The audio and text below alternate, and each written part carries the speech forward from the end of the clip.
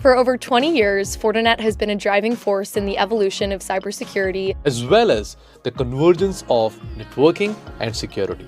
With over 700,000 customers around the globe, our security solutions are among the most deployed, most patented, and among the most validated in the industry. Find out what makes Fortinet one of the top cybersecurity companies in the world.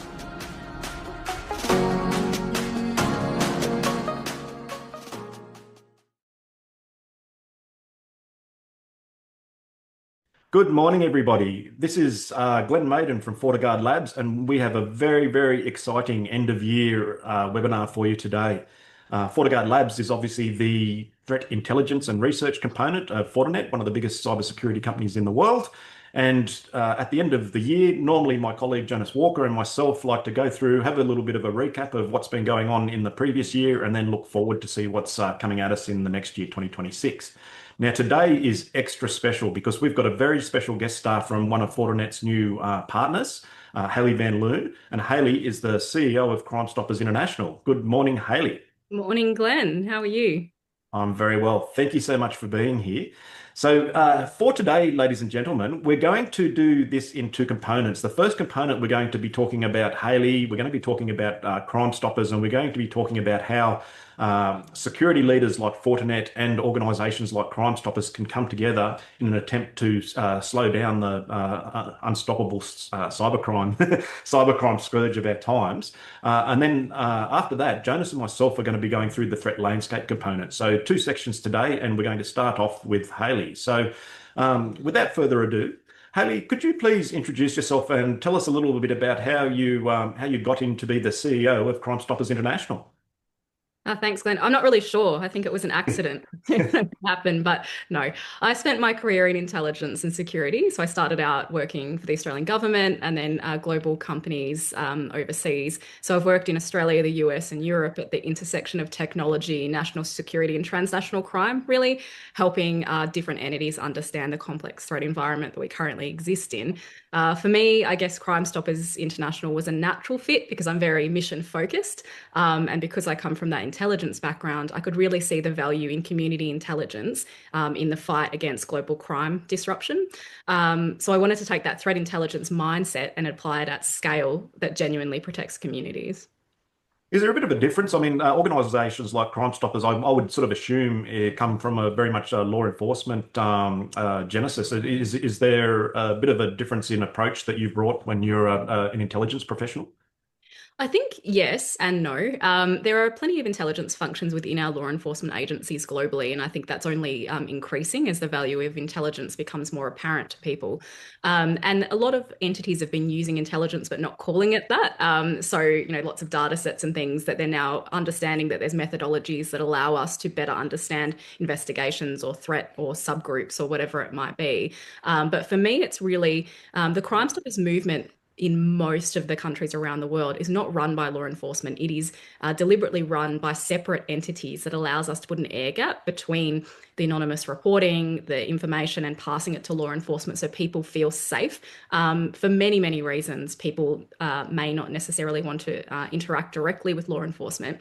And so for me, it's about getting this kind of global threat that we're all facing from transnational organized crime across all the different crime types and pulling it together in one place. And what better place than Crime Stoppers International? So I think from my intelligence background, I can see the real value in not just collecting intelligence in single kind of countries or Crime Stopper programs, but feeding it up to a central body and kind of creating a intelligence fusion center, if you like. That's kind of my dream that I would like to see for us at the International Crime Stopper program.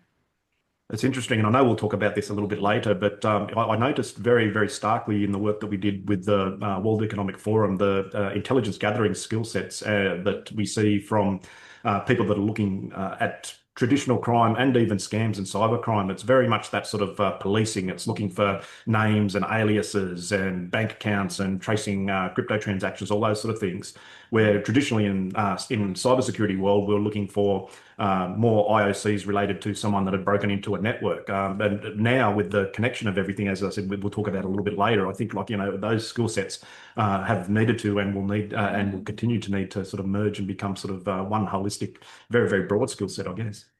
No, absolutely. You're exactly right, Glenn. I mean, we can't do anything on our own anymore. We've got to team up with all the different strengths that we all have and weaknesses, I guess, in order to fight this problem we're facing. Yeah. Now, I guess before we get into, oh, sorry, Jonas, I'll just have one more, and then we can move on. Hayley, can you give us a little bit of a 5-minute history of Crime Stoppers International? So we probably should have done this earlier in the conversation, but better late than never. That's okay. So I'll actually talk about Crime Stoppers generally, because Crime Stoppers International wasn't founded until 1991, but the actual Crime Stopper program was founded out of an idea in 1976 where a detective, McAleese, wanted to solve a cold case murder. And so in Albuquerque, New Mexico, he set up a reenactment, the first of its kind, and it was televised on the local news channels, and he offered a reward. And within 72 hours, and I should say also with anonymous reporting, so you can come to us with information anonymously and we'll give you this reward. And so within 72 hours, that murder was solved, that cold case murder. Wow. And so it really showed the value of turning community information into solving crimes and disrupting crime on various levels. I mean, the sad part about the beginning is it's, a murder, but I think that from that has become such an amazing program in so many countries around the world. We operate in over 33 countries. And the strategy is simple: trust, anonymity, partnership, and action. And that anonymity is the core of our business. So we have been taken to court in Canada, for example, to try and reveal the sources of our information. And to this day, we've been able to protect those sources of information. That enables us to create this trusted community where people feel they can report safely to us. And that allows us to provide more information to law enforcement agencies around the world that otherwise would not have gotten that information. So it really is a way to, simply save lives, shut down criminal networks, etc., without people feeling afraid of repercussions and things for doing so. The Crime Stoppers, family, I guess you'd call it. There's about 850 programs around the world, and that's an estimate today. Not all of them are members of the international kind of umbrella program. However, everyone still operates with the same kind of methodologies and the same core value of keeping, the source of our information protected. The way crimes developed over time, what are specific trends which kind of worry you? What are challenges, and how is Crime Stopper International kind of preparing for them? Yeah, that's a really good question. I think the shift to digital crime, borderless, and the way it's networked, we didn't really kind of prepare for that very well, moving into the kind of experience that we're all in right now with all these scams and the cyber crime network. And so it's meant that we've all stayed kind of individual and separate and fighting this crime and that crime, and not really understanding that offenders are moving faster than our legislation, resourcing, and our investigative cycles. And we haven't kind of said, well, we need to all actually be fighting in the same space instead of, hey, I'm looking at narcotics, hey, I'm looking at human trafficking, or I'm going to take on the scam centers. We really need to come together and have that one kind of view, I guess a bird's eye view over the top of the criminal networks, because they all are connected and sharing the same, lines of financial flows, the same handling of people through the same routes as narcotics and weapons and counterfeit cigarettes, etc.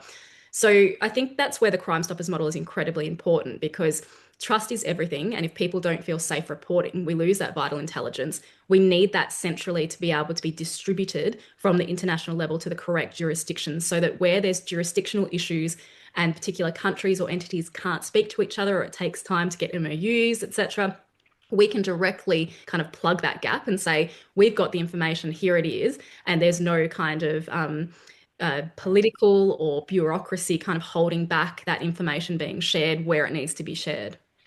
Yeah, I think that's amazing, because whenever we deal with crime in general, or especially Glenn and myself with cybercrime, I feel like there's only so many resources available, and every single time there's a new case being opened and information being delivered, the cycle is quite long, because law enforcement needs to focus on specific cases as well, and having some entity which can take all the feedback immediately and summarize it and help out law enforcement makes a tremendous difference. Yeah, absolutely. I think probably too that jurisdiction challenge is the reason why there's so many cyber criminals walking the streets today. I mean, yeah, having someone like Crime Stoppers being able to at least address that. And I know we've looked at that pretty closely with our work with World Economic Forum and organisations like Interpol. But that, if we can solve that jurisdiction constraint, it will probably make a lot of progress. Absolutely. So I'll just touch on where Jonas just sort of left off. So you're talking about scam centres and sort of these emerging crimes. Jonas and I have watched very, very carefully over the last 10, 15 years where certainly the dark web and the cyber criminal ecosystem has become interconnected. It's become very diversified and specialised. So you're seeing that same ecosystem now being converged with some of the traditional crime types? Absolutely. So cyber-enabled crime basically touches every single type of crime. Cyber doesn't really sit, even for physical crime, there's cyber elements, cyber stalking, all those kinds of things that are all interconnected. So we can't separate cyber from anything, is what I would say. But cyber-enabled scams and financial crime are now the engine room of organised crime, I would say. So human trafficking, exploitation, missing persons, etc., environmental and wildlife crime, all corruption, violence, illicit markets, they're no longer in a silo. It threads through every crime type that we're dealing with. And cyber is making it, cyber-enabled kind of methodologies that these organised crime gangs are using is making it easier for them and harder for us. So I guess this is a good chance to segue into cybercrime bounty. And I guess we can all sort of talk to that a little bit, Hallie and Jonas. But I'll introduce it. So obviously we just announced our partnership about a week or so ago between Fortinet and Crime Stoppers International, where we can work together to hopefully sort of address some of these constraints we've just spoken about. Do you want to kick us off, Haley, with your thoughts on cybercrime bounty? Yeah, I think it's absolutely really, really exciting because I always say, if you keep doing things the same way and you get the same result, you need to change the way you're doing things. And I think that's what we're doing right here. We're shaking that up, right? It's something different. I think we protect the identity of the tipster and you guys are going to validate, that intelligence and it leads meaningful disruption or enforcement. And it goes back to the core root of Crime Stoppers and applying it in a modern context, right? And I think that we're going to be pulling from all around the world because we know that one of the issues with cybercrime is that they're everywhere, right? So these cyber criminals are everywhere and we're trying to deal with it jurisdictionally, and that's challenging when you've got a crime that happens, say, here in Melbourne, and then there's also, the perpetrator is sitting somewhere in, North America or Europe or somewhere. So this is allowing us to kind of go, hey, we're here, we're ready to step up and change the reporting. We're here to increase the ability for people to reach out and tell us what they know. And the fact that it is anonymous allows people within those ecosystems to report. Because I've said this before, there are people that sit within these criminal networks for various reasons. Some are in there with forced criminality. They've been trafficked themselves and now they're being forced to commit crimes in order to stay alive. And that's an incredibly challenging thing for people. Necessity. Some people, if they don't, they can't feed their families. It's not as simple as everyone is bad. That's just not the case. But it allows those people that say, well, I think I was okay with scamming, this person, but I'm not okay with child sex abuse rings. I'm not okay with human trafficking. And it allows them to safely report to us from within these criminal ecosystems. And the interesting thing for me is in the cyber world, the attribution component is always difficult. So whether it's a state-sponsored actor, whether it's someone like APT29 or someone like that we codename some of these threat actors, or even Scattered Spider, one of the cyber criminal groups that Jonas and I will probably talk about soon. But getting the attribution just to that group level is kind of, in a lot of cases, as far as we can get. So now with cybercrime bounty, whether we come from that direction or from the CSI direction where we've got the intelligence that's come from there, we might actually go that final step to be able to get some of the humans that are sitting behind some of these groups that are creating some of these devastating crimes or committing. Wouldn't that be great? Yeah. Won't that be great? The very first time we lead to the arrest and conviction of someone, it'll be a very, very big day for us. It will be. And, I think it's raising the risk for cyber criminals, right? Because it empowers people to speak up safely. And I think that that's the core of what we're looking at here. Yeah, what I love the most about it is actually attacking the root cause, right? If we put it so many security layers, but there's not really a lot of risk for the criminals on the other side, except not pursuing and achieving the return of investment which they initially expected. there isn't a lot of downside. But if you really can make a case that, hey, there are severe implications, and especially in a day and age like today, like in cybercrime, there's so many jobs as well available on the legitimate business world, which might be much more attractive then, because there's not as much risk as on the malicious side. Absolutely. And you know what it goes back to for me? It goes back to human intelligence. You can have all the best technology in the world, but people are still kind of where it's at, right? We still need people to provide context. We still need people to provide us with, you can ask a machine questions, but asking a person for additional information is such a valuable way to solve any investigation. So, I'm very much in the human source space, and I think that that's exactly what this offers us. If you think back to, Glenn, when you asked me earlier about that intelligence lens over the law enforcement lens, well, we look at intelligence as allegedly, and people have challenged me on this before, as the second oldest profession, right? And we look at examples of where intelligence won out over mightier adversaries during wartime. So if we think of the War of Independence in the US, George Washington won against a supremely stronger, opposition in the British, because of strong intelligence networks. He had human sources on the ground and disinformation and misinformation campaigns operating that allowed him to succeed. And so I think if we look across history, we know that allowing people to provide intelligence to us enables us to fight a better fight, even if the adversary is stronger or faster or whatever it might be, you can outmaneuver them. So I think that that's kind of where this sits for me, is that we're changing the game and we're flipping it back on to those cyber criminals and kind of setting a fire under them, I guess. I'm gonna pick a fight with you later as someone that grew up in signals intelligence, but I think the signals versus human, I think this is exactly what we're doing here. We're bringing together sort of, contemporary signals intelligence and human intelligence, and hopefully as a force multiplier, we're going to have a capability that's greater than the sum of its parts. It's extremely exciting. Well, let's just call it intelligence, Glenn, and then we can both agree. Sounds good. Haley, are there some successful stories you could share with us? Because I think you're an amazing storyteller, and also stories always resonate very well with the audience. Do you have anything which you could share with us? I think one of the things that I've been most proud of during my time with Crime Stoppers has been our Stop the Illegal Empire campaign. There's also a podcast series on it called Exposing the Illegal Empire. And it's more so been about the education and awareness we've been able to provide to people about what role they play in these criminal ecosystems. And everybody does play a role in some way as a consumer, mostly, if you're not knowingly involved in these crime gangs. But the whole idea came off the back of a case where we received a tip and it related to illicit tobacco. And there was illicit tobacco being sent between one country and another in Southeast Asia. And we were able to kind of follow the intelligence that we provided, community intelligence, that enabled us to identify not only the movement of that illicit tobacco, but then we found out that on the return journey, they were filling the shipping container with victims of human trafficking, and it was to be sold into sexual servitude. Now, the worst part about this story is that some of those victims were as young as 9 years of age.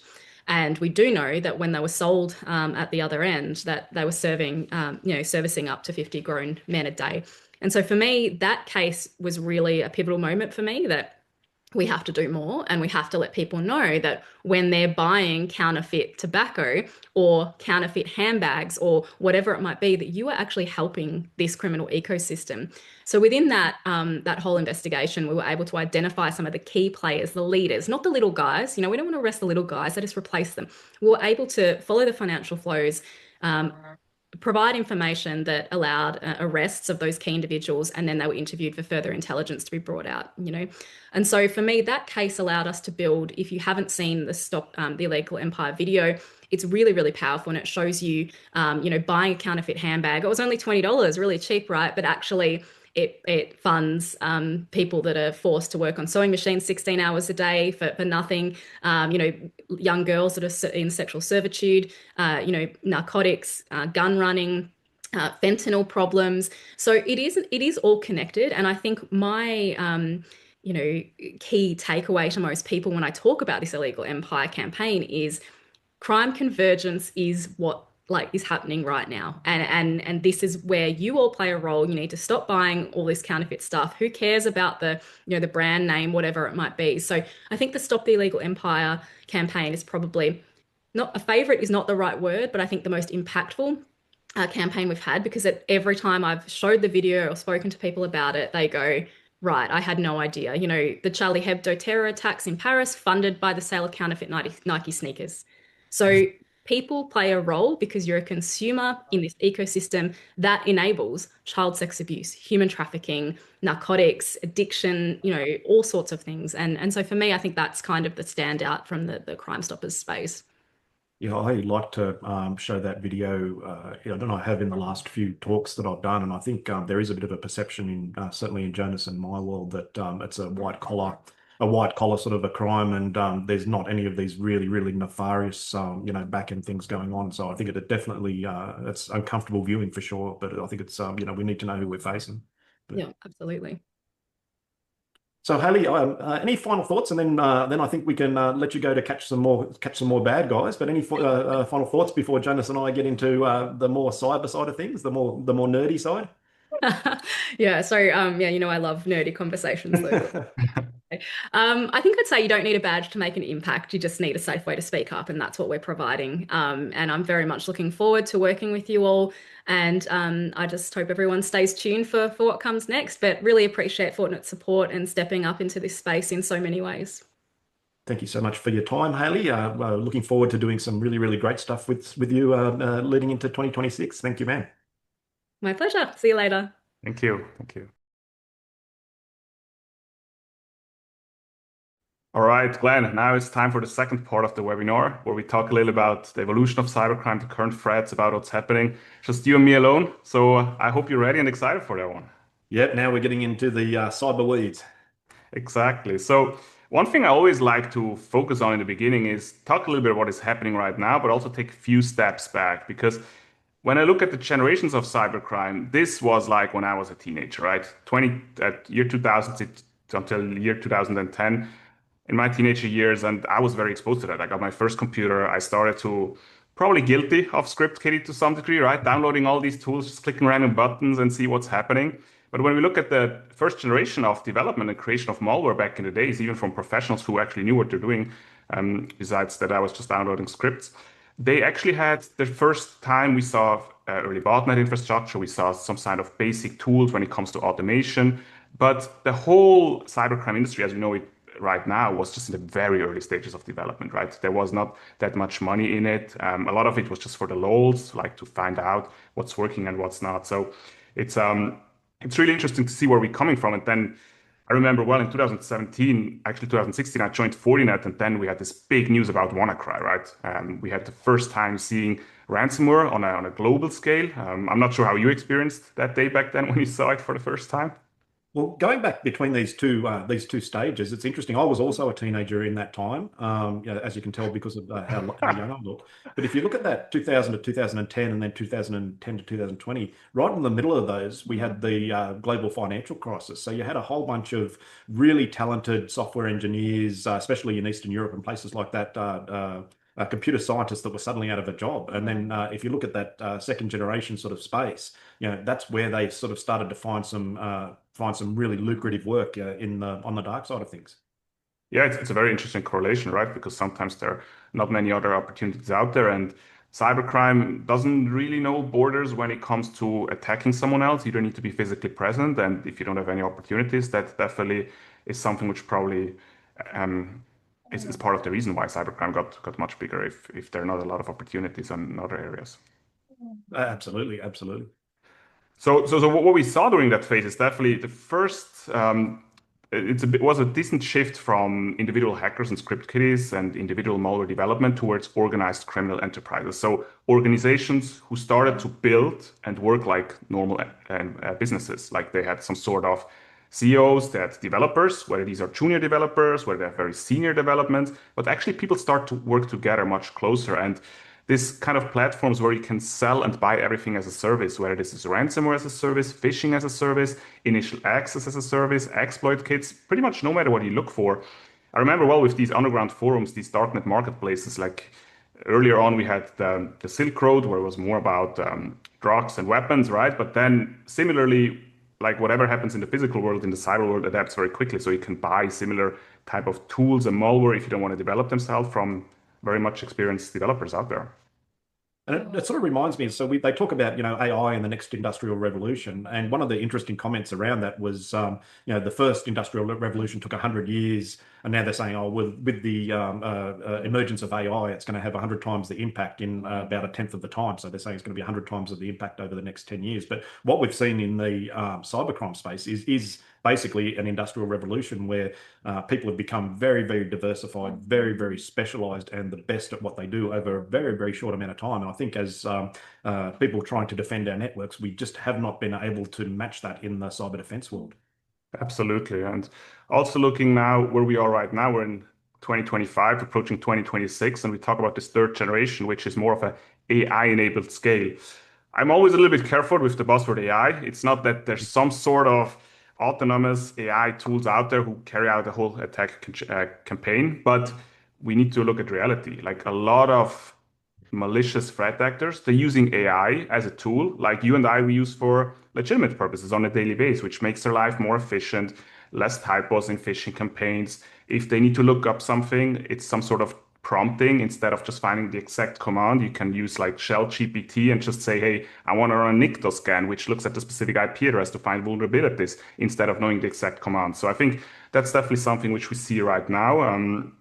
And it will be interesting to see where this is going, because there's so much investment right now when it comes to AI in the legitimate business world. And we always know these kind of tools are then being abused as well from cyber criminals. I think, Jonas, my observation, so there's obviously, as you say, there's a lot of hype and there's a lot of hyperbole around AI embedded or AI-enabled cybercrime.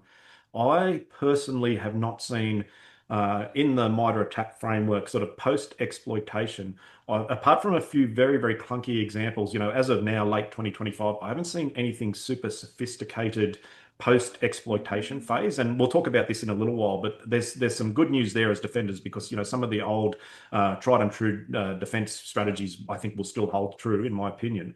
But where AI is really changing is, as you say, it's on that sort of social engineering, it's on that sort of reconnaissance and development, it's on that weaponization. So it's very much pre-exploitation phase.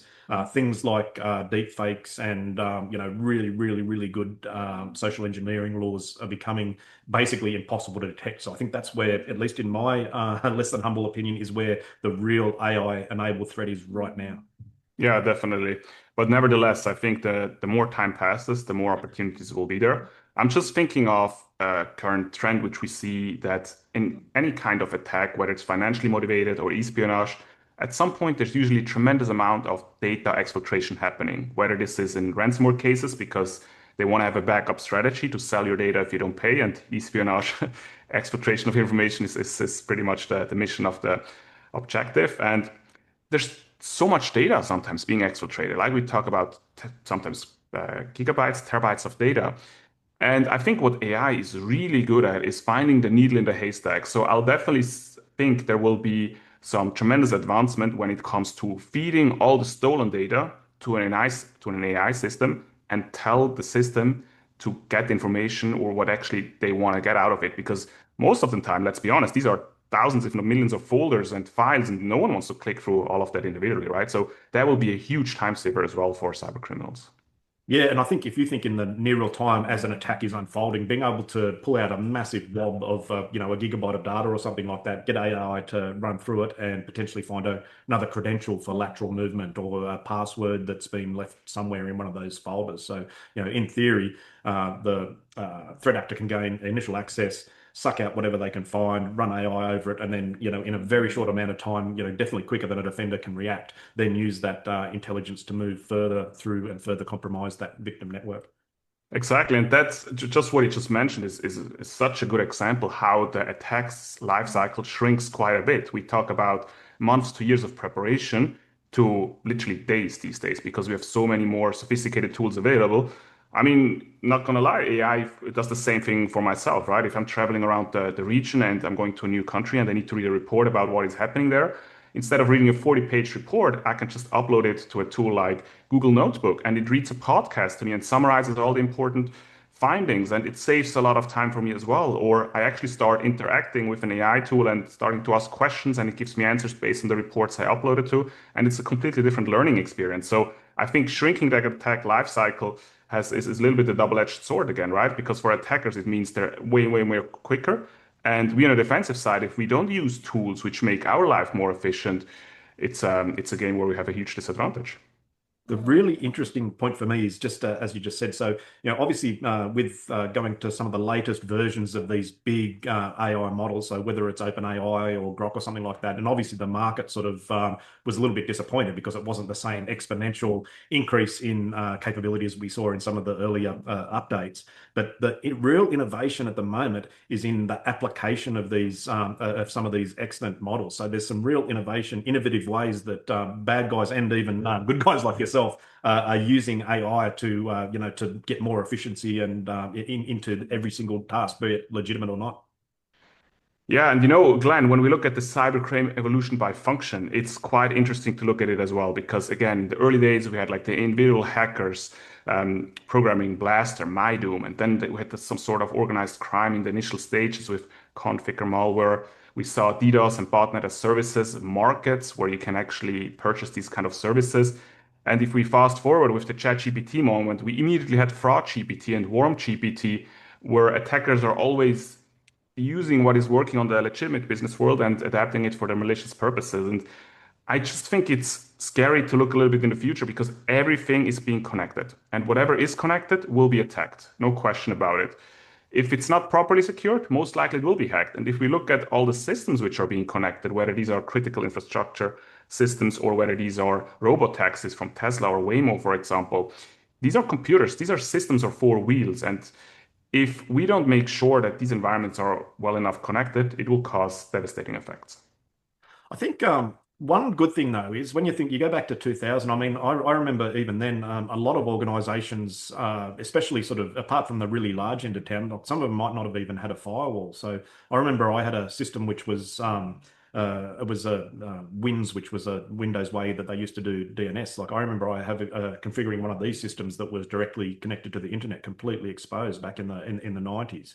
So I think the good thing now is if organizations aren't protected, I think they do know that it's a gap. So I think there is a positive glass half full way of looking at it. But you are 100% right. I think the gap now is some of these traditional, especially in the OT and critical infrastructure space, where some of these legacy systems cannot be patched, or people have never had them as part of the attack surface before that now are front and center. So hopefully, that's me being optimistic. Hopefully, we're getting more and more aware of the changes in the attack surface, and we know what we need to do. If we haven't done it yet, we'll do it soon.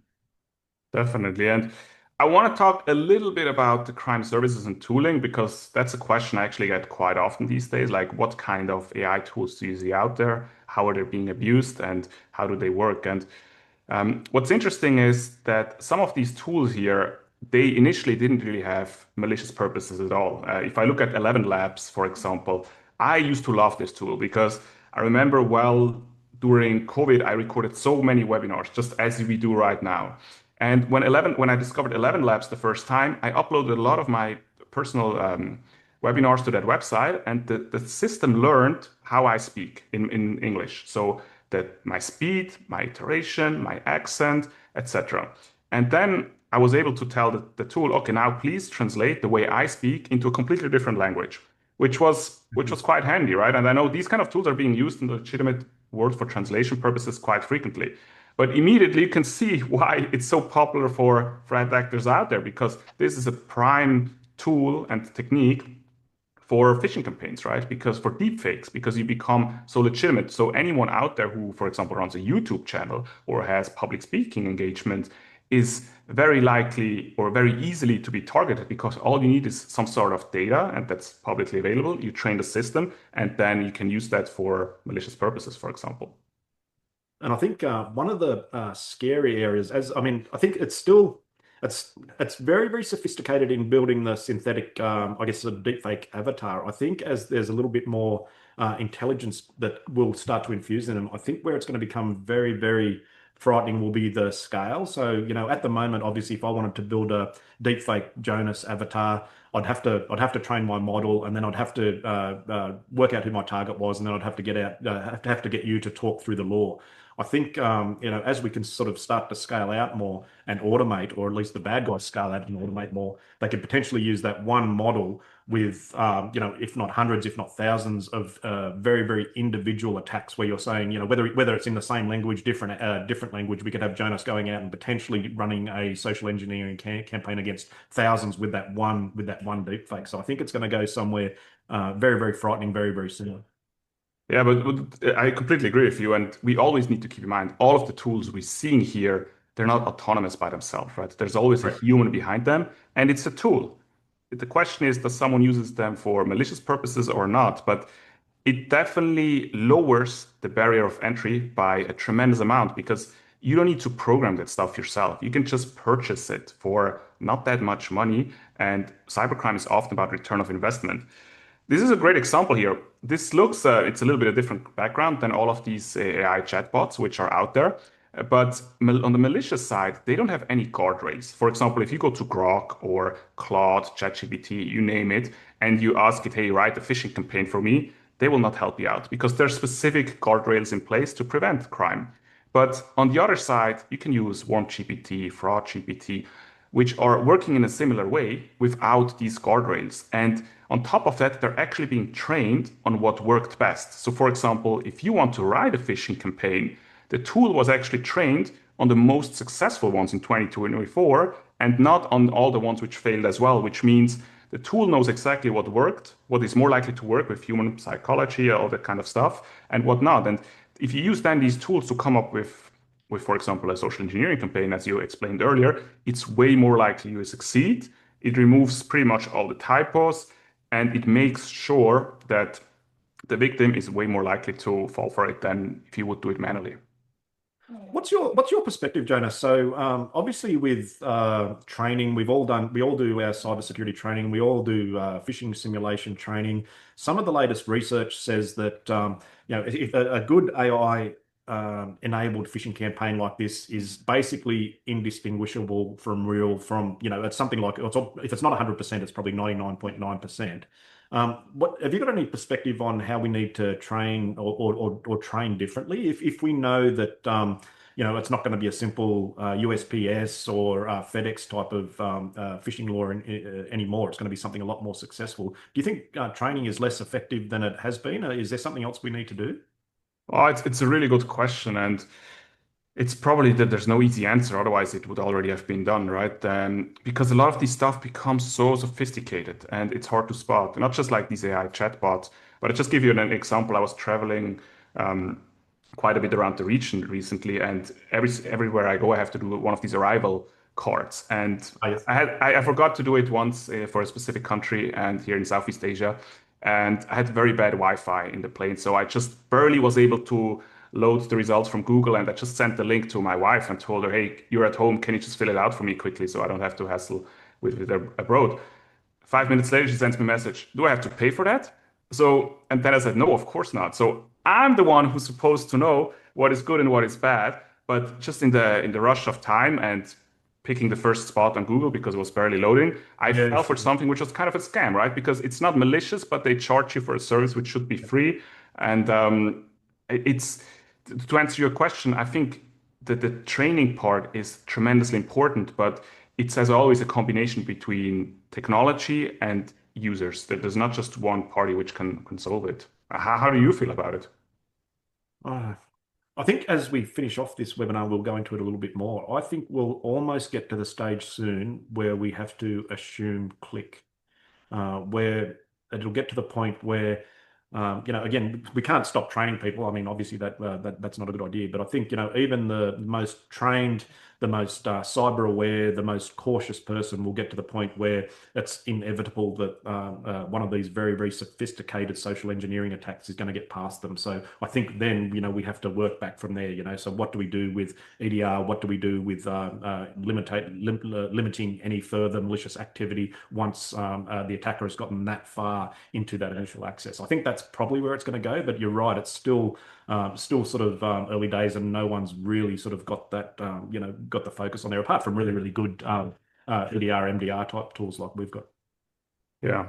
All right, Glenn, one more topic I would like to focus on is the advanced persistent threat groups versus critical network infrastructure, because we have two very interesting party here. On one hand, the APT groups, some of the most skilled elite hackers out there, highly trained, very resourceful, working together as a group, to a certain degree, oftentimes state-sponsored, versus an environment which provides critical network infrastructure for society, which unfortunately very often is less protected, has older systems in place, and it creates this kind of environment where the attacker is very interested in a specific target, and it can also have devastating effects. Yeah, now, I think this is actually the question of our time, isn't it? So, I mean, where we've been struggling for the last 20 years, like look at that history that you showed before, we've even been struggling with relatively straightforward intrusions. So this is, in a lot of cases, most cases maybe, cyber criminals. And the aim of the cyber criminals is to make money. So they don't want to get into your system and not be noticed. They want to go in and steal your data or cause a disruption, as big as disruption as possible, and then be able to charge you a ransom. So they want to make some noise. Whereas if you think of some of these advanced persistent threats, this is where it gets really frightening, because they want to do the absolute opposite. They want to get into our most critical and sensitive systems as stealthy as possible, and stealthy in terms of the small amount of noise that the tools and the malware makes, and as stealthy and the lowest amount of noise in terms of the tradecraft of the attackers. So this is where it gets really, really scary. So if we have not been able to stop some of these noisy attacks, some of these attacks are absolutely going on under our noses right now. 100%. And they want to be as stealthy as possible. Like that specific threat actor we focused on this campaign in is called Fox Kitten. They're targeting pretty much a lot of organizations all around the world, whether this is Middle East, Africa, Europe, Australia, North America, so pretty much anywhere. And they use tactics and techniques which are highly sophisticated. They exploit public-facing applications. They do account manipulation to log into environments, not even really hack into them, right? Because they buy access via credential stealers to really lower the amount of noise they make. Because if you brute force something versus logging in for the very first time with a stolen credential, it's a huge difference for the person who's monitoring that.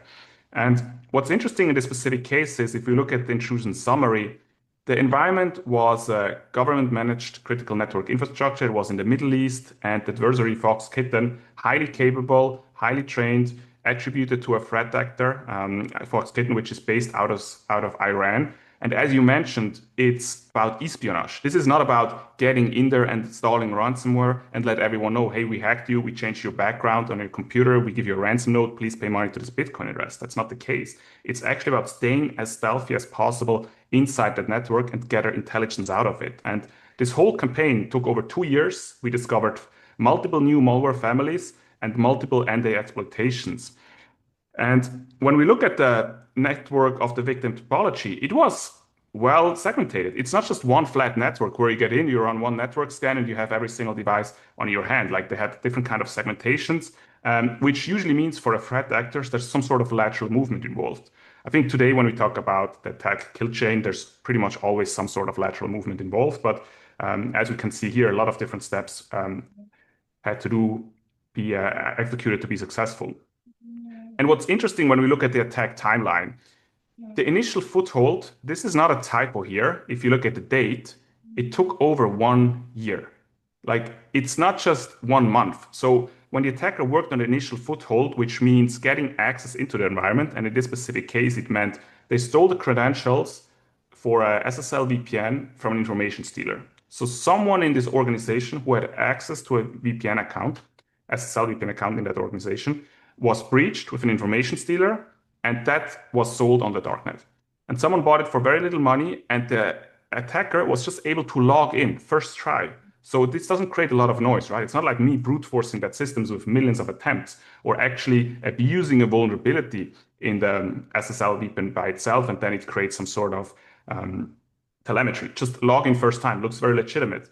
And the attacker, for the very first time, had access to the system, but wanted to make sure, first of all, they stay as stealthy as possible so they don't get detected, but also they don't lose that connectivity. Because imagine you log in and then for some reason that user changes his password and or the SSL VPN resets and you lose the connectivity and then all the work was for nothing. So they started to deploy web shells on public servers, which means servers which are accessible to the internet and having like a second way into that environment. And in order to do so, they took a lot of time not to be detected, but also making sure not to lose that connection. And that's exactly what you said earlier. Like this step was just 1 year, right? And at this point, we're still at initial foothold, but they were not detected at all. You know, one saying, it's an old saying that some people in our industry say, they say, oh, well, us as defenders, have to get it right every time, but the attacker only has to get it right once.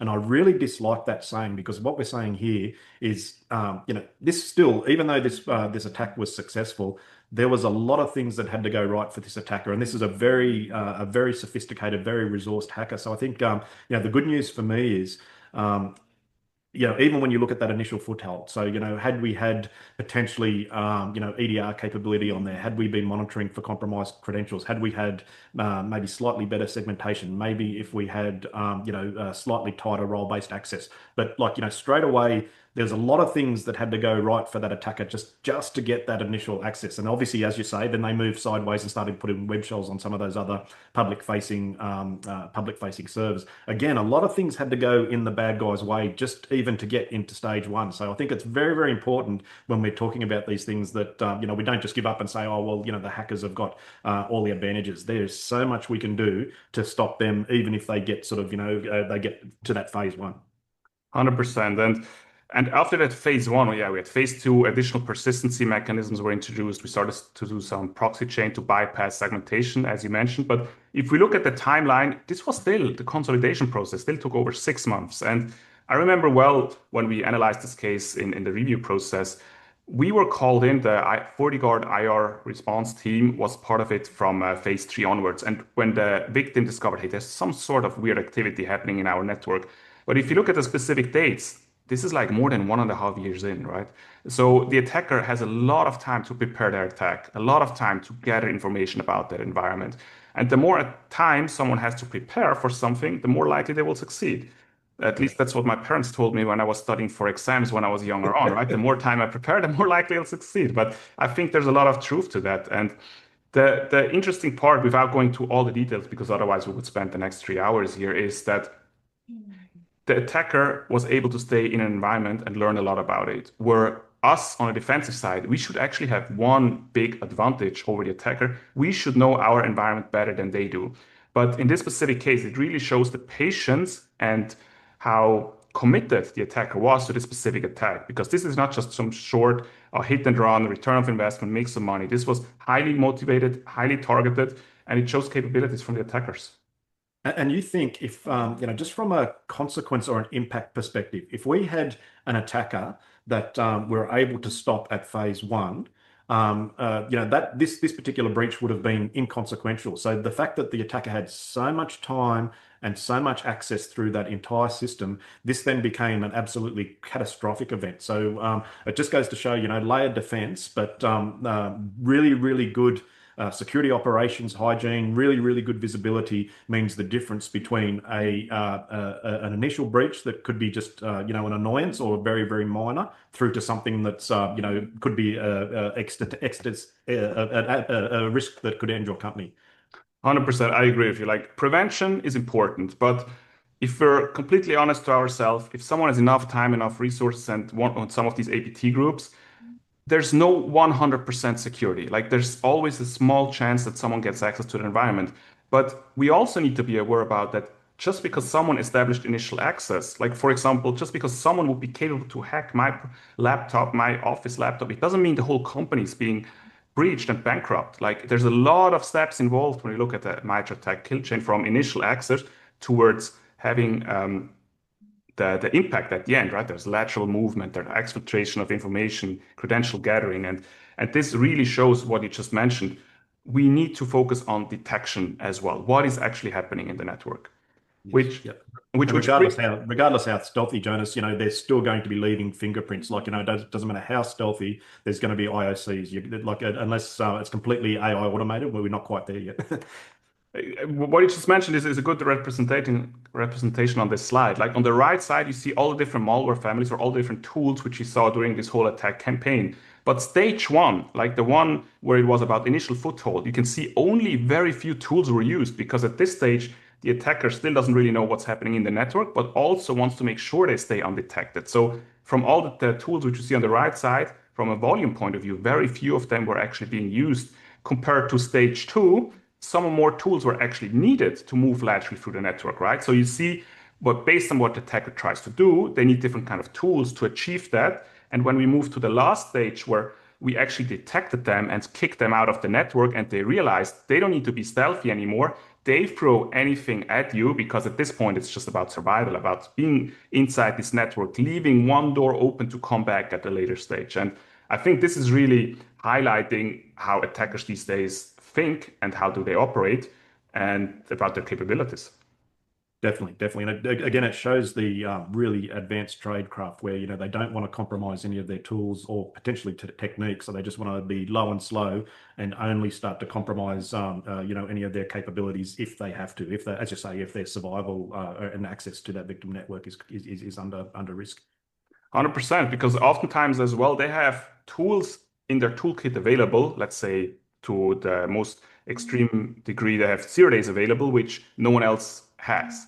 And they don't want to burn it if they don't have to, because as soon as they use it, they are very well aware that researchers will detect it, they will reverse engineer it. Then there's the whole process of vendors issuing patches, and it won't be a tool which they can use to really get through a security layer, which they might not have been able to do so before. And that kind of tools, they're only used if they're really stuck. And the good news here is if we invest in prevention technologies, if we see, for example, someone in a department like, let's say, HR or finance start running some sort of PowerShell scripts on their computers, and we have playbooks in place in our organization, gather the logs, go back to the endpoint, do a process dump, and look at what is this process actually doing. Is this like some malicious activity? Maybe ask a tool like an NDR tool to get more telemetry about lateral movement inside the network, to the outside command control service, use threat intelligence like from FortiGuard, where we see, hey, this IP address is actually linked to a specific campaign, and we can make sense of the whole picture. And this will help us tremendously on the defensive side. And I think this is really the only way to go to. The key point for me here, Jonas, and I agree with you 100%. The frightening part here is if you look at the timeline there where the threat actor was just going about their business unaided, obviously their action on objectives in that case was espionage. But being a critical infrastructure or OT target or victim, that action on objectives with that level of pre-positioned access can be flipped to sabotage immediately. So the fact that we've got some of these very, very advanced, and maybe not even APTs, some very, very advanced cyber criminal organizations loitering in our networks, and the fact that they might be conducting espionage today, that access can be used to damage our most critical sensitive systems if the need arises. So whether it's a geopolitical shock or something else, whether a criminal wants to try and get a bigger ransom, we need to be able to use all this good visibility to be able to find these guys and get them. We need to hunt them out as soon as we can. Yeah, 100%. And yeah, I think you mentioned an interesting point as well, like it doesn't just need to be APT groups, right? The line between cyber criminals, which are usually more financially motivated, and APT groups, which is more on the espionage sabotage side, it's blurring quite a bit, not just from their motivation, but also from their capabilities. Like a lot of these cyber criminals, they were always considered less sophisticated than APT groups. But I'm not sure about you, but I looked at some cases where attribution was not certain. Is it actually an APT group? It is a cyber criminal group, because the capabilities of cyber criminals just increased tremendously over the last years. Yeah, 100%. And especially when you look at techniques that both criminals and APTs are using around things like living off the land, it really comes down to just how innovative and just how cunning that threat actor is in terms of using those tools for things like lateral movement or further exploitation. So in a lot of cases, the APT group hasn't had to use very, very high caliber malware because it may get detected or exposed. But why would you use that and risk that when you can just use something like RDP to move across, and the cyber criminals can use it just as easy. Very well said, Glenn. This brings us to the end of this webinar. I had a blast, Glenn. Once again, we do this once a year, usually at that time of the year. I'm very grateful for you to bring in Haley. And once again, thank you very much for Haley for taking so much time out of her very busy life to have this webinar with us. For me, it was very eye-opening, some of the stories we heard, especially the success story. And again, we have so many overlaps when it comes to how connected everything is, right? On the physical crime, on the cyber crime, infrastructure is being shared. It's a community which is being fueled, whether you pay someone ransomware and provide them more money to buy more 0 days, or whether you buy fake bags, which we heard earlier, which you provide someone for their infrastructure for human trafficking. It really shows that physical crime, cyber crime, it blends over as well. And we need to work together here. We need to have solutions in place on different kind of angles. And I'm very excited to look forward what we do with this collaboration between CSI and Fortinet as well. I'm very optimistic going into 2026 that bringing some of these very different specialized organizations together, we're going to make a big difference. So, for the first time in a long time, I'm feeling probably a little bit more optimistic than I deserve to be. I'm glad to hear that you're optimistic, Glenn, because I'll see you soon again in person, and that means you won't be that grumpy. But I'll try not to be.